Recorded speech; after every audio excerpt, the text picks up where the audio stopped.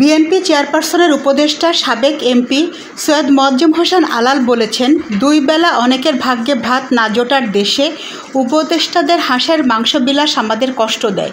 বৃহস্পতিবার বরিশাল প্রেস ক্লাবে সাংবাদিকদের সঙ্গে মত বিনিময় সভায় কথা বলেন তিনি। আলাল বলেন, যারা পিয়ার পদ্ধতির নির্বাচন চাইছে তারাই সবার আগে ৩০০ আসনে তাদের প্রার্থী ঘোষণা করেছে। তারা আসলে কি চাইছে? পিয়ার চাইছে নাকি বর্তমান সংসদীয় পদ্ধতি চাইছে? তারাই তো বিষয়টিকে ঘোলাটে করে ফেলছে। বরিশাল ৫ সদর আসনের বিএনপির মনোনয়ন প্রত্যাশী হিসেবে সংবাদকর্মীদের সঙ্গে মত বিনিময় সভার আয়োজন করেন আলাল। তিনি বলেন, যারা নির্বাচন হতে দেবে না তারা নিজেদের অপরিপক্কতা থেকে কথাগুলো বলছেন। তরুণ নেতাদের অভিজ্ঞ, সৎ এবং বয়স্ক ব্যক্তিদের কাছ থেকে শিক্ষা নিয়ে আচার আচরণ এবং কথাবার্তায় সংযত হতে হবে, যা গণতন্ত্রের বিকাশের পথে সহায়ক।